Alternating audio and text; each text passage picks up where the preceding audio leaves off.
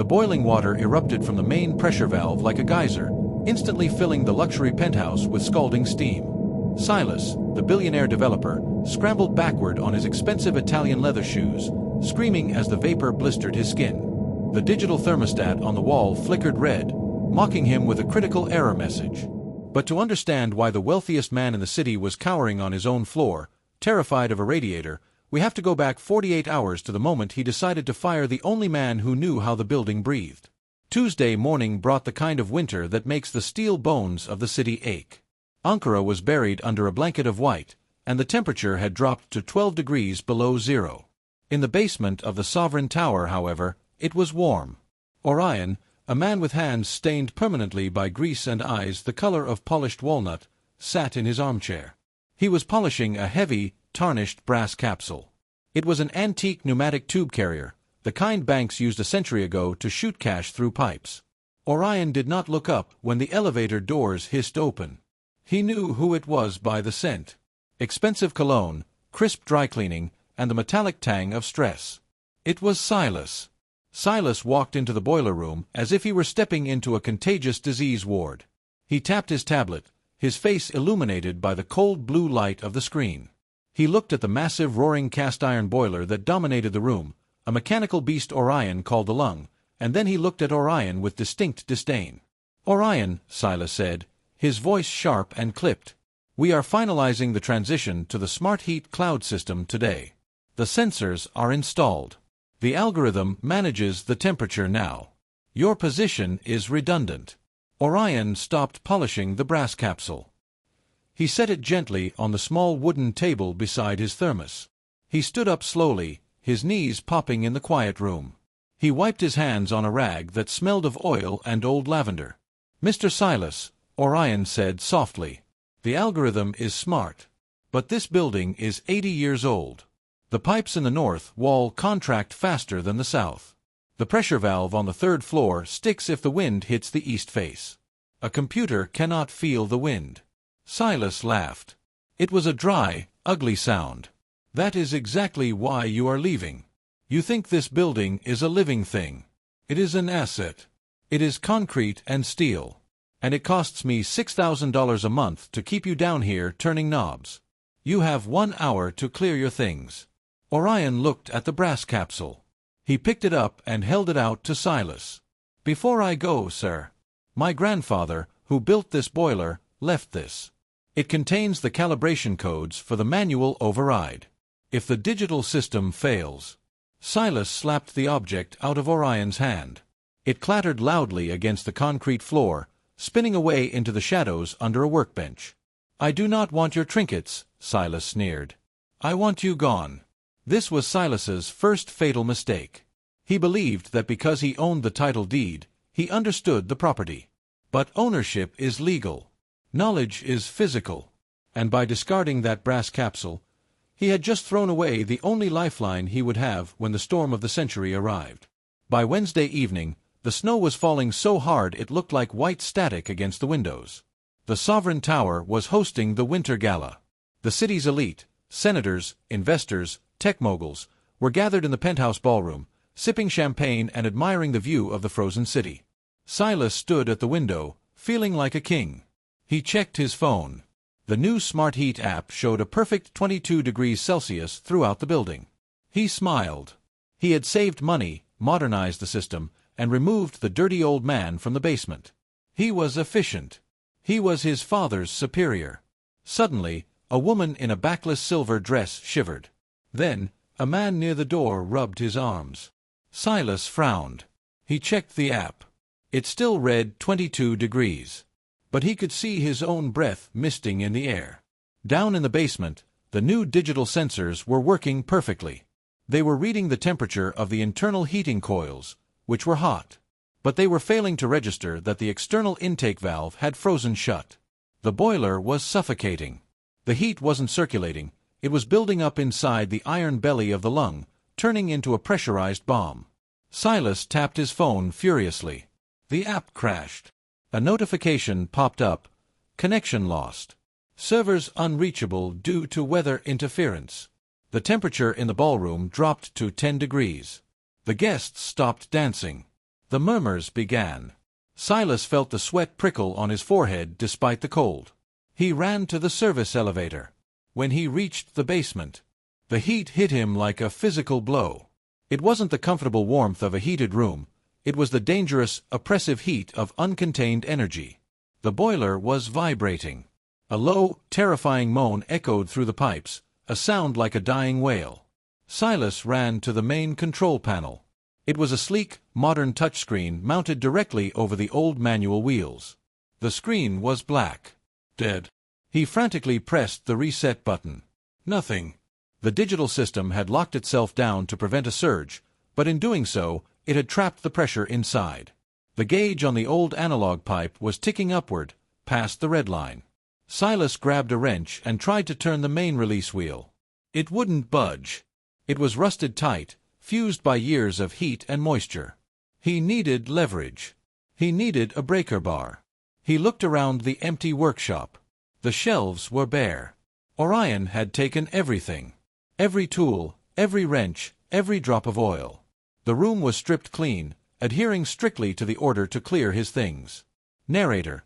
Here is where the tragedy of arrogance truly begins. Silas had stripped the humanity out of the system to save money. Now, the system was reacting with the cold indifference of a machine. He had treated Orion as a component to be replaced, forgetting that Orion was the operator who kept the machine from eating its master. Silas's phone buzzed. It was the frantic event planner upstairs. "Mr. Silas, the mayor is asking why he can see his breath. The windows are cracking from the thermal shock. Fix this." Panic, cold and sharp, pierced Silas's chest. He remembered his father's voice, the voice that haunted his nightmares. "You are soft, boy. You buy things, you do not build things. You will ruin what I made." Silas pulled out his phone and dialed the number he had deleted only yesterday. Orion answered on the second ring. The background noise was the gentle clinking of a spoon against a ceramic mug. Orion speaking. "Orion." Silas shouted, his voice cracking. "The system is down. The boiler is shaking. The pressure is at 90%. How do I open the manual release?" There was a long silence. Silas could hear the wind howling outside the basement door. "I am afraid I cannot help you, Mr. Silas," Orion said, his voice calm and distant. "I am no longer an employee. Providing technical advice would be a liability. If I give you the wrong instruction and you get hurt, I could be sued. You were very clear about the legal separation." Silas kicked the metal leg of the workbench. "I will hire you back. Double salary. Just tell me how to turn the wheel." "It is not about money, sir," Orion said. "It is about physics. That wheel has not been turned by hand in 20 years because I kept the pressure balanced perfectly. To turn it now, you need the leverage code. It is a sequence of 3 smaller valves you must open first to reduce the hydraulic lock." "Tell me the sequence." Silas screamed. The pipes above him gave a violent shudder, dust raining down from the ceiling. "I do not have the sequence memorized," Orion lied. The tone of his voice suggested he knew exactly what he was doing.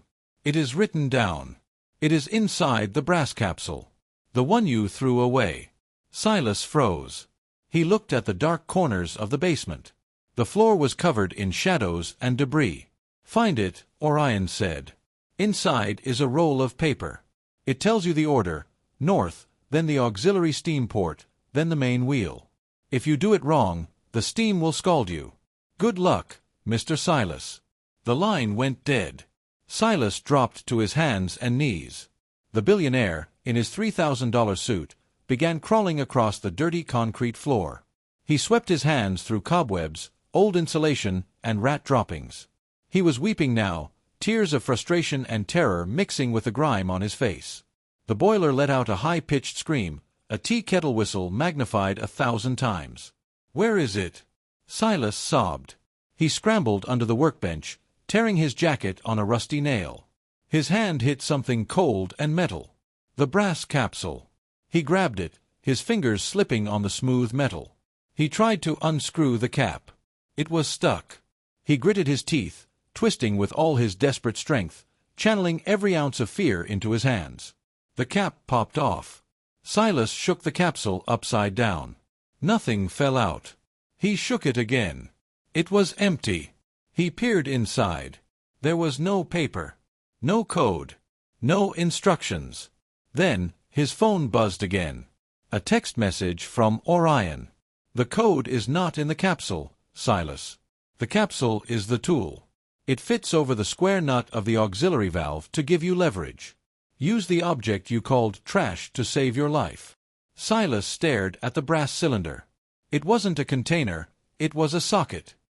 He scrambled up, ran to the small auxiliary valve hidden behind the main pipe, the one his fingers had been too weak to turn. He slid the open end of the brass capsule over the square nut. It fit perfectly. With a heave, he pulled down. The valve shrieked and turned.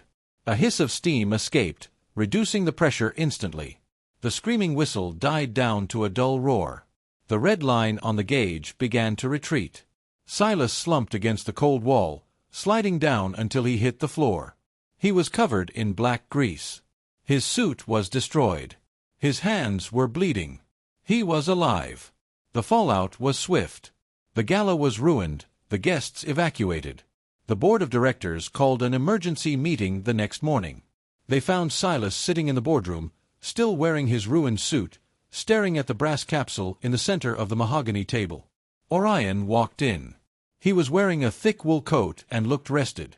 The board had already reviewed the security footage of the basement, the footage of Silas ignoring the warnings, throwing away the safety tool, and then crawling on the floor like a desperate animal. But Orion had not come to get his job back. He placed a document on the table next to the capsule. "When you fired me," Orion said, addressing the room, "you triggered a clause in the original building contract from 1945. My grandfather didn't just build the boiler. He leased the heating system to the building. The lease is tied to the employment of a lineage caretaker. If the caretaker is removed without cause, the lease expires." He tapped the document. "The boiler, the pipes, the radiators, they don't belong to the Sovereign Tower. They belong to me. And since Mr. Silas damaged the manual override last night with his amateur attempts, I am afraid the rent is going up." Silas looked at Orion. He looked at the brass capsule. He realized that the trinket he had dismissed was never just a tool. It was the physical symbol of a legacy he had tried to erase.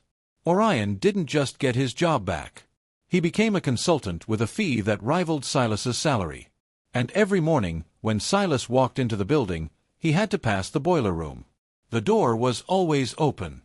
And sitting on a velvet cushion on the workbench, gleaming under a spotlight, was the brass capsule. It was a daily reminder that while Silas owned the walls, Orion owned the heat. And in the winter, the man who controls the warmth is the true king. Silas kept his title, but he lost his power. He learned that you cannot automate respect, and you certainly cannot digitize wisdom. But here is the question that divides the room. Orion watched the pressure rise. He knew the danger. He let Silas panic, crawl, and nearly burn himself before sending that text message. Was this a necessary lesson to teach an arrogant man the value of human skill, or did Orion risk too many lives just to prove a point? If you held the code, would you have sent it sooner? Let me know in the comments below.